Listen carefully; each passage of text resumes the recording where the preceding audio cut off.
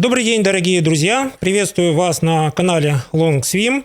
Усаживайтесь поудобнее, пересылайте это видео всем своим друзьям и знакомым, всем своим любимым женщинам, любимым мужчинам. Завтра ваши друзья и знакомые посмотрят это видео и скажут вам большое спасибо за то, что в нашем видео нашли много интересного, полезного для их насыщенной и счастливой жизни. Те, кто уже наши видео смотрят продолжительное время, пожалуйста, дайте обратную связь, какие темы вы хотели обсудить в наших видео. Поделитесь своей историей успеха. Расскажите, как колесо жизненного баланса LongSwim помогает вам делать свою жизнь более эффективной, как с помощью колеса жизненного баланса LongSwim вы приближаетесь к своим целям. Не стесняйтесь рассказывать о своих эффективных решениях, об замечательных инструментах, которые вам помогли.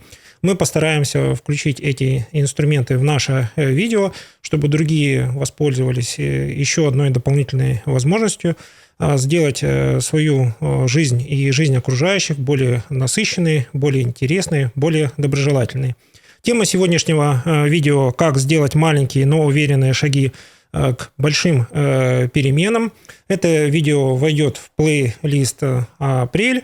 И всегда по традиции мы второй квартал этого года начинаем с того, что мы еще раз просматриваем свои планы, еще раз возвращаемся к нашим успехам, которые мы сделали в первом квартале этого года. Есть повод себя похвалить, сказать, что вы сделали хорошего. Не стесняйтесь себя хвалить, потому что это помогает вашу мотивацию держать на достаточно большом уровне. И если вы в своей жизни запланировали большие или маленькие перемены, вам к этим переменам нужно идти тем темпом, который вас устраивает, тот темп, который вы выдерживаете, тот темп, который вас не истощает. И в колесе жизненного баланса LongSwim есть очень большая рекомендация идти к целям маленькими шагами. Если вы находитесь в состоянии 0,4, вы только приобретаете свой первый опыт изменений в своей жизни. Потом вы будете практиковать изменения не только в своей жизни, но и в жизни своего ближайшего окружения, в жизни своих родственников, в жизни своих друзей. Если вы находитесь в состоянии 4-8, тогда вы можете делать маленькие шаги в отношении перемен, но количество целей, которые ведут к переменам, вы можете увеличивать. Такая методика позволяет вам за один и тот же промежуток времени в большом количестве целей достигать успеха. Тем, кто о колесе жизненного баланса LongSwim слышит первый раз, я напоминаю, что в колесе жизненного баланса LongSwim мы выделяем 8 сфер жизни, и в каждой сфере жизни мы ставим для себя только нам нужные и полезные цели. В этом плане колесо жизненного баланса имеет самое большое преимущество, потому что в других методиках, в других психологических методиках, как правило, трансформации поддается только одна сфера. В колесе жизненного баланса мы понимаем, что жизнь, она всегда находится в многообразии и противоречий, и поэтому изменения нужно планировать во всех сферах. Но вы уже в теории изучили, как взаимосвязаны между собой сферы жизни, сферы колеса жизненного баланса, и понимание этих закономерностей дает вам возможность идти к цели более уверенно, то есть у вас есть наглядная карта, у вас есть четкий план, какие цели на данный момент времени вы считаете ценными для себя, исходя из своих жизненных ценностей, и вы понимаете, что трансформации, перемены в вашей жизни происходят по вашему личному желанию, и рано или поздно вы к этим изменениям подойдете уже с чувством удовлетворения, и когда-нибудь на нашем канале мы услышим вашу историю успеха, вашей трансформации, ваших больших перемен. Следующая сфера, к которой мы всем стремимся, состояние, Это состояние 8-10. Как здесь делать маленькие или большие шаги? Мы рекомендуем вам сохранять темп маленьких небольших изменений, то есть делать маленькие и уверенные шаги. Почему? Потому что люди в состоянии 8-10, они, как правило, объединяют вокруг идеи, вокруг цели других людей, и, соответственно, им уже не нужно идти к этой цели вот такими огромными шагами, которые они потенциально могут делать, а они выбирают тот темп, который посильный ближайшему окружению или единомышленникам, которые эту цель претворяют в жизнь. Поэтому сейчас мы по традиции рассмотрим, как в каждой сфере делать маленькие, но уверенные шаги в отношении своей цели, как делать маленькие и уверенные шаги, которые идут к большим переменам. И по традиции мы начинаем с первой сферы, которую мы уделяем очень много времени, потому что отсюда начинаются маленькие, большие изменения. Если вы находитесь в состоянии 0,4, вас переполняют эмоции, пожалуйста, планируйте очень маленькие изменения в своей жизни. Попробуйте в этих изменениях пожить 3 месяца, 6 месяцев, 1 год, для того, чтобы разобраться со своими эмоциями, разобраться, как вы можете набраться энергетики, и когда вы уже научитесь понимать свои внутренние состояния, и у вас переход в состояние 4-8 будет такой вот осознанный, уверенный, и вы в состоянии 4-8, то, что вы в первый год, изучая, не могли сделать большие, огромные шаги, вы в состоянии 4-8 в 2-3 раза больше целей достигнете за более короткий промежуток времени. Итак, сфера яркость жизни. Основная миссия – это баланс между состоянием работать и отдыхать. Нам необходимо понимать, что у нас планы рассчитаны на целый год, и поэтому за целый год мы должны соблюдать баланс, когда мы себе выделяем время для отдыха, для того, чтобы мы наполнялись силами. Кроме этого, нам нужно найти какой-то источник силы, который нас вдохновляет, который нас заряжает более качественной энергией. И когда мы уже проработаем все свои жизненные ценности, у вас уже возникнет внутреннее состояние, что источником силы можете быть вы. Кто-то придет к этому состоянию через 2-3 года, кто-то придет к этому состоянию через 5-10 лет. У кого как пойдет. Наша задача вам пояснить, что яркость жизни – сфера, которая отвечает за распределение ваших целей, за выделение необходимого времени, чтобы эта цель была достигнута, за задействование внешних и внутренних ресурсов. Это такая вот важная сфера, буквально, скажем так, фундамент всего колеса жизненного баланса. И как в сфере яркость жизни делать маленькие и уверенные шаги к большим переменам. Если тема в сфере яркость жизни является для вас новой, вы не имели практического опыта реализации какого-либо инструментария, пожалуйста, очень осторожно подходите к планированию, делайте какие-то не очень большие усилия для того, чтобы почувствовать уверенность в том, что тот темп, который вы выбрали, не вызывает у вас физического дискомфорта, эмоционального дискомфорта. По мере того, как вы будете ощущать прилив сил, пожалуйста, увеличивайте темп, делайте гораздо больше мелких, но правильных шагов. Главное, чтобы вы ориентировались на цель, а уверенность будет индикатором для вас, что вы находитесь на правильном пути. Следующая сфера, к которой мы плавно переходим, называется сфера духовный рост и творчество. Она граничит сферой яркость жизни. Напоминаю, что у нас сферы, в которых преобладают эмоции, их всего 4. Они расположены между сферой духовный рост и творчество и друзья и окружение. Отношения семья, яркость жизни находится посередине. В этих сферах нам очень важно научиться работать со своими эмоциями. Нам нужно научиться распознавать эмоции других людей, которые нас окружают, и нам нужно найти в этих эмоциях дополнительный источник нашей внутренней мотивации. Тогда мы уже все запланированное можем делать, используя свое вдохновение, и наши маленькие, но уверенные шаги превращаться вот в такую правильную дорогу к цели. Что же происходит в сфере духовного роста и творчества? Какие нужно сделать маленькие, но уверенные шаги к большим переменам?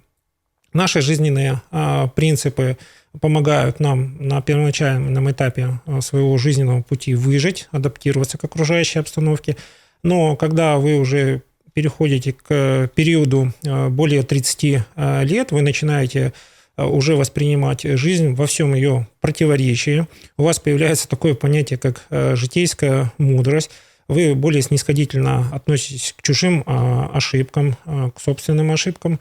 Вы понимаете, что путь к цели не бывает без ошибок, не бывает без того, что вам необходимо корректировать свои цели, снижать критерии, повышать критерии, не забывать про свое любимое хобби, любимое занятие, которое приносит вам вот чувство удовлетворения от этой жизни.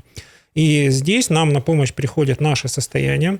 В колесе жизненного баланса Long Swim мы различаем 3 состояния. Если вы хотите посмотреть видео, как анализировать свое состояние, смотрите, пожалуйста, плейлист «Колесо жизненного баланса для любимого человека». Там есть отдельное видео, как заполнять колесо жизненного баланса любимого человека, как анализировать колесо жизненного баланса любимого человека. Видео очень большое, подробное, и просмотрев его несколько раз, вы уже разберетесь в тонкостях этого дела. В сфере духовный рост и творчества мы формулируем свои жизненные ценности, которые будут для нас ориентиром в сфере друзья и окружения. То есть мы уже сформулируем критерии, по которым мы будем искать своих единомышленников. Мы будем среди ближайшего окружения искать экспертов, которые помогут нам разобраться и погрузиться в тонкости какого-либо вида деятельности, не обязательно профессионального. Это может быть эксперты, которые помогают нам разбираться в сфере здоровья, которые помогают нам посмотреть варианты своего профессионального роста вне той сферы, в которой вы начали свою трудовую деятельность. Поэтому мы все свои трансформации, все перемены начинаем от яркости жизни через сферу духовный рост и творчество, и трансформация в этих сферах занимает от 1 до 4 месяцев. Если говорить более простым языком, здесь мы набираемся сил. В этом месте мы строим свою дорожную карту своих целей. Среди этих целей расставляем приоритеты. Если вы методику колеса жизненного баланса используете регулярно, у вас в каждой сфере поставлены свои личные планы на год. Всегда постановку цели нужно начинать с постановки цели на год. И потом вы ставите себе цели на полугодие. Не обязательно четко, не обязательно так вот конкретно. Просто делайте декомпозицию своих целей. Минимальный шаг планирования, который для вас в состоянии 0,4 будет удобный, это квартал. В состоянии 0,4 вы будете уже легко ставить планы на месяц. Вы будете понимать, что в этом месяце можно поставить больше целей. В следующем месяце, допустим, вам необходима разгрузка, передышка или есть запланированный отдых, вы ставите себе меньше целей. И для состояния 8-10 ваш минимальный шаг планирования – это неделя. То есть у людей в состоянии 8-10 очень плотная неделя. Они умеют концентрироваться именно за недельный промежуток времени, выполнять ту работу, которую вы в состоянии 4-8 делаете на месяц. Поэтому, если вы в сфере духовного роста и творчества уже можете сконцентрироваться на своем состоянии, состояние определяется очень просто.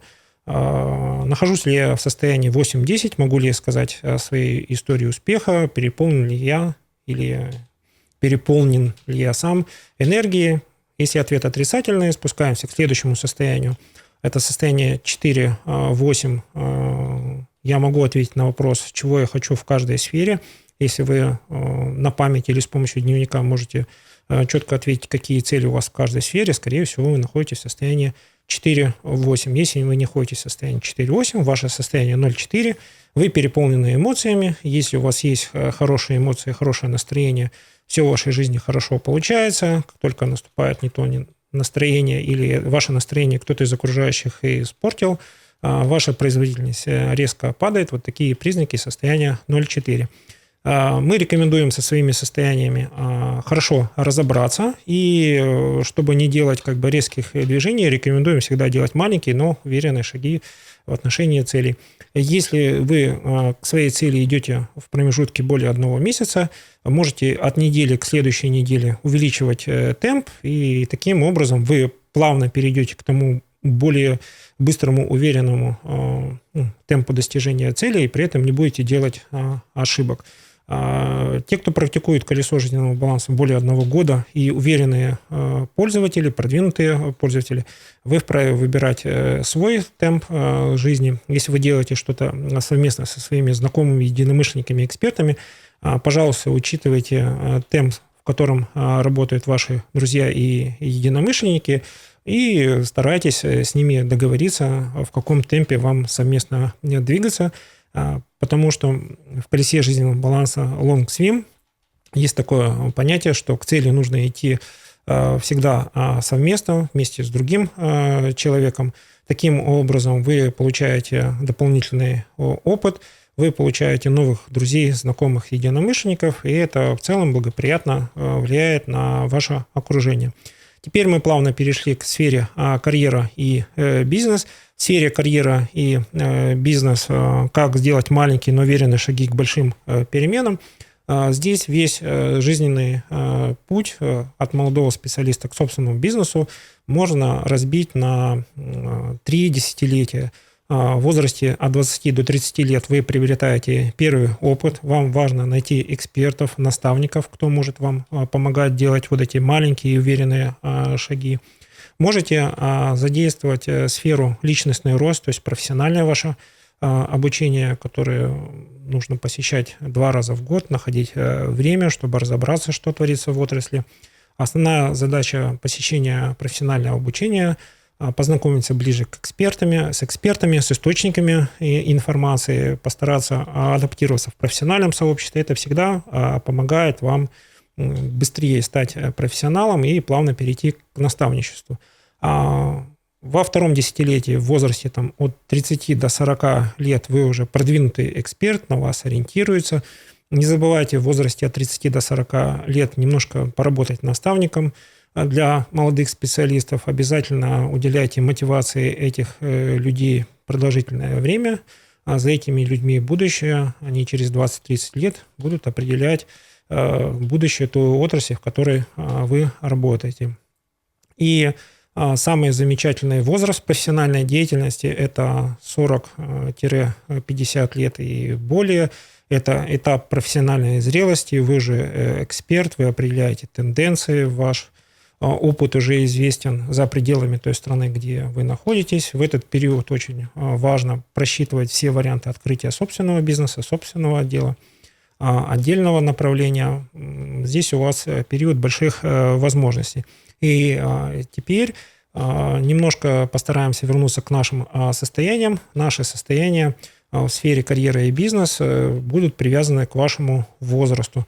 Задача в периоде от 20 до 30 лет от состояния 0,4, то есть это состояние профессиональной неуверенности, перейти к пониманию, чего вы хотите, какие возможности вам предоставляет ваша отрасль, ваша карьера, на что вы можете рассчитывать. И когда вы сформулируете свои требования, вам будет понятно, какие делать маленькие и уверенные шаги в отношении цели. В возрасте от 30 до 40 лет, я надеюсь, 80% из вас будут находиться в состоянии 4-8, то есть у вас будет уже плавное расписание вашей занятости на целый квартал вперед. Вы будете легко переключаться с одной деятельности на другую. Ваша задача на этом этапе потихонечку уделять время в сфере личностного роста, то есть работать в качестве преподавателя, стараться структурировать свой жизненный опыт и подать его в виде небольшого обучения или создать целый курс, или постараться какой-то период поработать преподавателем в университетах, в вузах.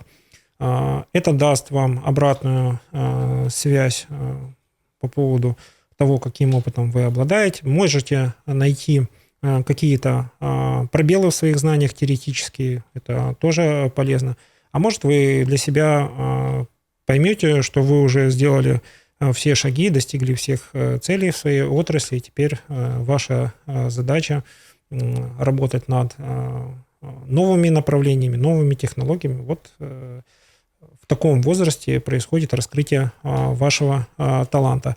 Если вы в возрасте более 50 лет, пожалуйста, объединяйте единомышленников, предлагайте новые какие-то ваши взгляды, как будет развиваться ваша отрасль, наслаждайтесь наставничеством, или если у вас есть какие-то другие планы, смело идите к другим планам.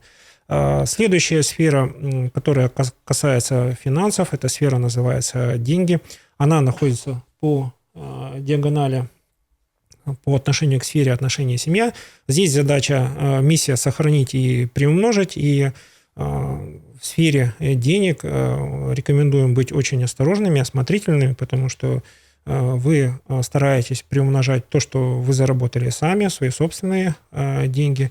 Здесь очень важно первые шаги в отношении инвестирования и приумножения собственного капитала рассматривать сквозь призму личностного роста. То есть если ваша профессиональная деятельность связана не с финансами, постарайтесь изучить варианты, куда можно вложить деньги так, чтобы они работали на вас. Постарайтесь рассмотреть варианты создания собственного дела. Ну и попробуйте 1/3 вашей заработанной суммы постараться приумножить за 1 год. Период 1 год дает вам понимание, сколько времени занимает приумножение денег, оправданы ли эти трудозатраты, как лучше приумножить деньги самому, создав собственное дело, или попытаться это делегировать кому-то или вложить деньги в чей-то совместный или совершенно чужой бизнес.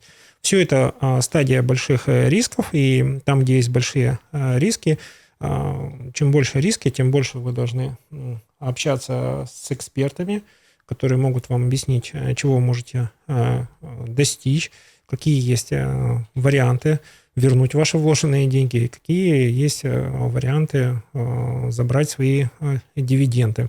В каждой отрасли есть традиционные способы вложения денег. Пожалуйста, знакомьтесь с ними, принимайте решения самостоятельно или вместе с вашими единомышленниками. Пробуйте, у вас обязательно все получится. Я в вас верю. В сфере денег темп большой не нужен. Не нужно увлекаться краткосрочными проектами. Именно в сфере деньги именно нужно ориентироваться на долгосрочные достижения и ориентироваться, 1/10 всех проектов, она может быть ориентироваться на какие-то краткосрочные инвестиции.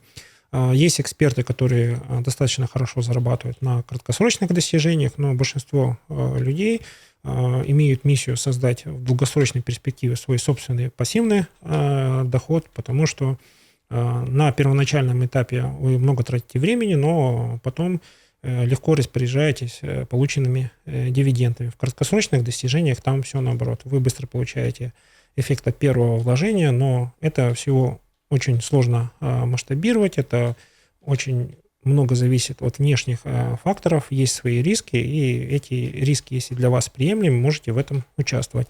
Переходим к сфере личностного роста. В сфере личностного роста у нас основная задача, когда вы изучаете что-то новое в вашей профессиональной деятельности, делайте маленькие, но уверенные шаги. Если вы заходите в стадию наставничества, пожалуйста, больше экспериментируйте, пробуйте, что-то у вас должно получиться, где-то вы найдете эксперта, наставника, единомышленника, который поможет вам в начале этого тяжелого, но правильного пути разобраться.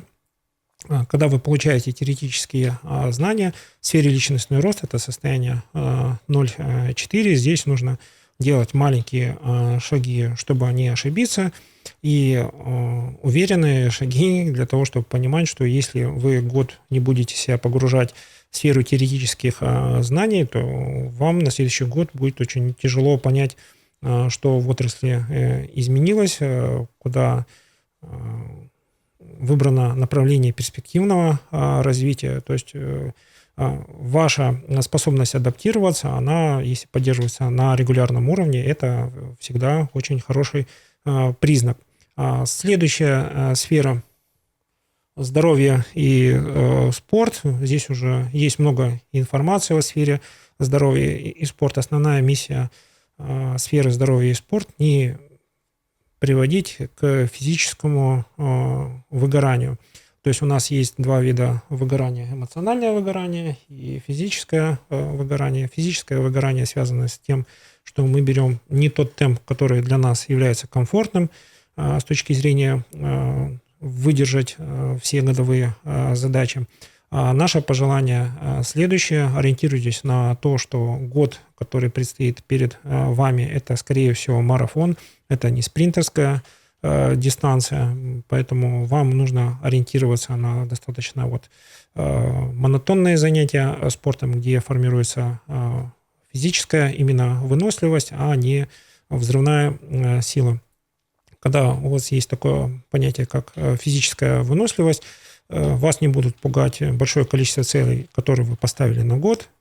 В каждом месяце есть какие-то свои приоритетные цели. И если мы посчитаем количество целей, которые у нас есть в колесе жизненного баланса, у нас есть 8 сфер. В каждой сфере мы можем ставить 3-5 целей. И того мы получаем 24-45 целей. На год это выглядит много, но если мы попробуем 45 целей разделить на 10 месяцев, 2 месяца у нас уходит на отдых. Если мы берем в календарном исчислении, тогда у нас получается в месяц одна цель в неделю является для нас постижимой. Вполне достаточно выделено время. Если вы находитесь в состоянии 0,4, это кажется трудоемко, но те продвинутые пользователи колеса жизненного баланса LongSwim, они понимают, что цели нужно как минимум половина или 1/3 достигать вместе с единомышленниками. Тогда у нас получается 5 целей в месяц. 2 из них мы достигаем с единомышленниками, 3 мы можем рассчитать свои силы. И поэтому в сфере здоровья и спорта очень важно определить приоритет, какие цели мы делаем с единомышленниками, какие цели требуют нашего участия, посчитать количество часов, которые необходимо наше физическое участие, и выбрать тот вид спорта, который помогает нам полноценно отдыхать и восстанавливать силы. В сфере здоровья и спорта, яркость жизни, духовный рост, очень много времени будет уделяться пополнению нас жизненной энергии. Здесь мы ищем места силы, здесь мы ищем мысли, духовные практики, которые восстанавливают и приумножают наши силы. Здесь мы ищем виды спорта, которые дают нашему физическому телу ощущение наполненности энергии. Это все взаимодействие, адаптация, и поэтому в этой адаптации, взаимодействии нужно уметь делать последовательные шаги, которые рассчитаны на целый год, а не делать, допустим, 1 месяц насыщенные тренировками, а следующий месяц у нас проходит в режиме релакс. Вот такая рекомендация для сферы здоровья и спорта. И мы плавно переходим к сфере друзья и окружения. И если вы находитесь в состоянии 0,4, здесь вы можете внимательно послушать, как делать трансформацию в сфере друзья и окружения. Все изменения в вашей жизни, если вы начали изучать колесо жизненного баланса, они идут по часовой стрелке, а накопление эмоций идет против часовой стрелки. Самое большое количество эмоций мы имеем в сфере отношений семья, в сфере друзья и окружения мы получаем эмоции, связанные с нашими противоположными взглядами на эту жизнь. В этой сфере всегда количество противоречий, которое рождено в сфере семьи и отношений, удваивается, утраивается. и по накопительной идет в сфере яркость жизни.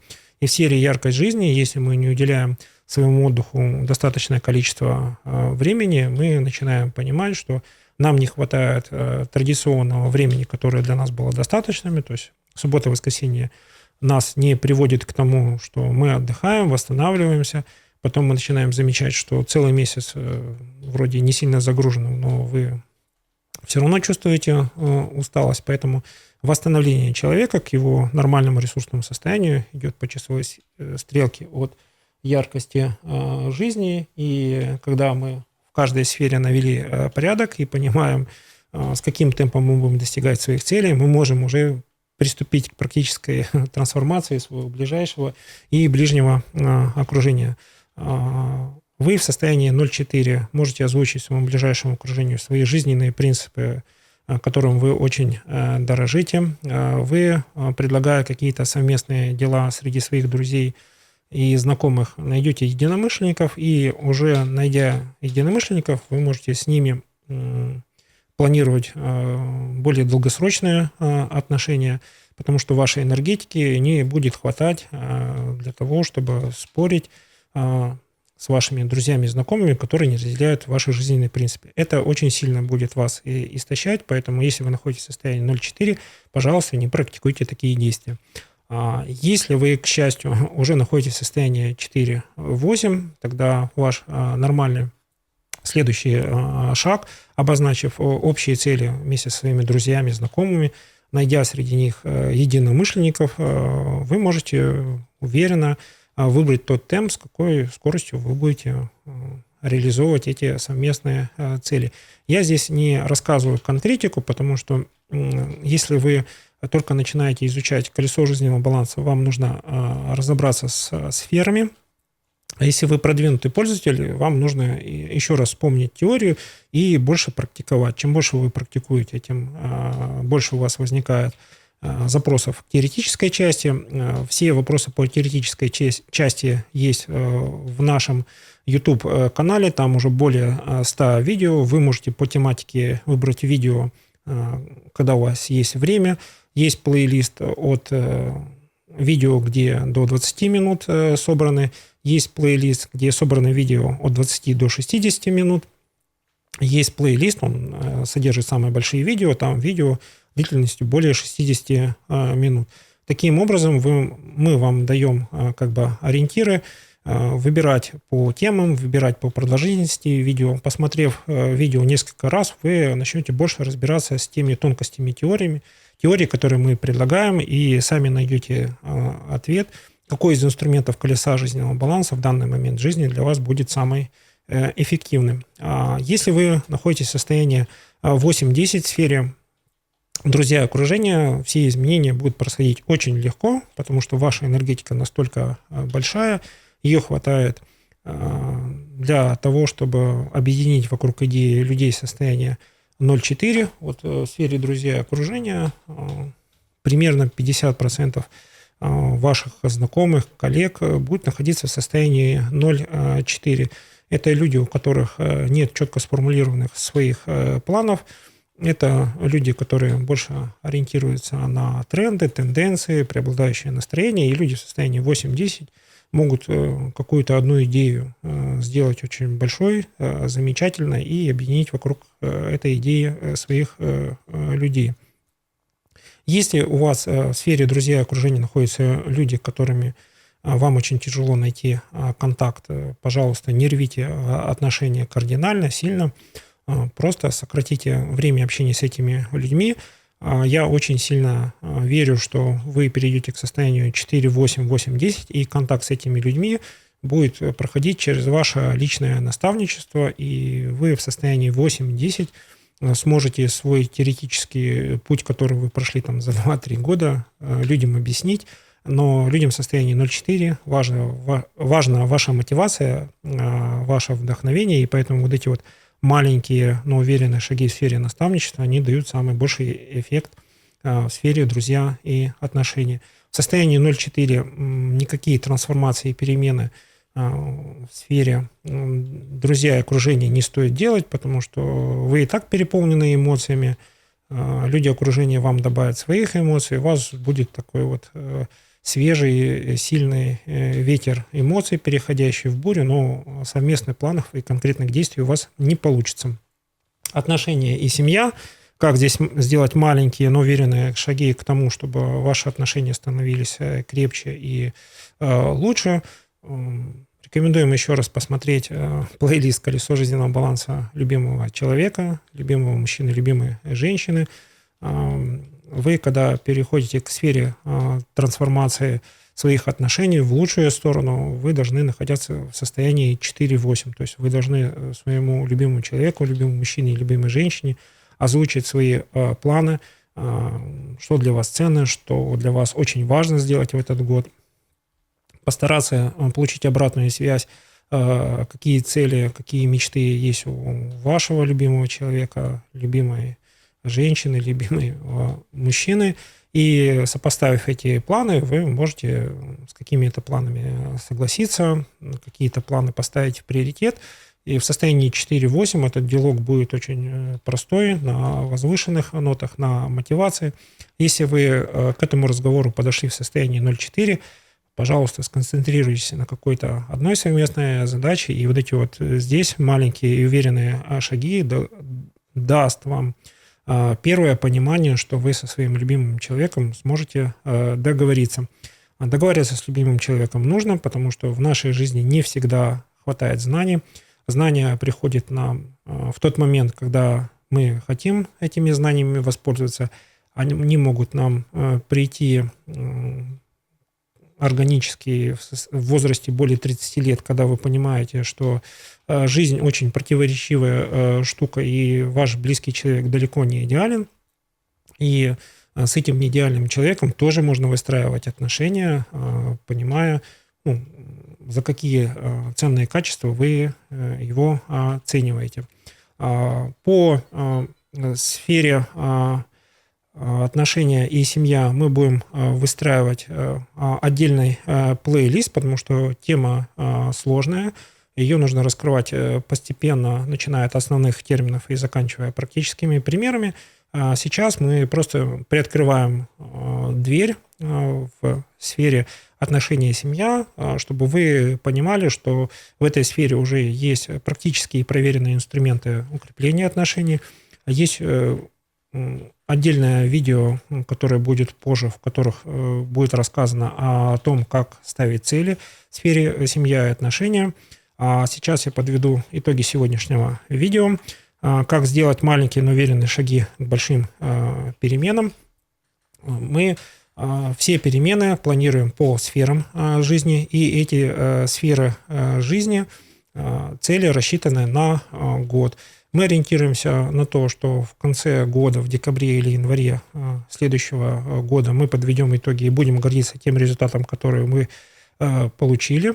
Поэтому, когда вы выбираете стратегию маленьких, но уверенных шагов, или это, пускай будет называться искусство маленьких шагов, вы поймете, что каждый день или каждую неделю или каждый месяц, когда вы будете делать маленькие уверенные шаги в сторону поставленной цели, ваша цель будет ближе, она будет приближаться вашими усилиями ваших единомышленников. И когда цель для вас достигнута, и вы не на пределе сил, то есть вы не потратили последние силы, чтобы достичь этой цели, а потратили примерно 30% запланированной энергии, это самый наилучший результат. Для состояния 8-10 затраты энергии составляют 5-10%. Это я даю данные для того, чтобы вы запомнили, что чем выше состояние, тем меньше энергии вы тратите для достижения цели. Для состояния 0,4 вы тратите примерно 50% запланированной энергии, иногда и больше, но никак не меньше. А люди в состоянии 4-8 способны уложиться в 30% запланированной энергии. Вот такой вот оптимистический результат завершает наше видео. Всем, кто смотрел это видео, пожалуйста, напишите, что полезного и интересного было в ваших видео. Расскажите свою историю успеха. Те, кто автомобилисты, предлагайте темы для видео, которые будут интересны вам, когда вы находитесь в автомобиле. Всем желаю прекрасного дня, хорошего настроения. У вас все получится. Я в вас верю.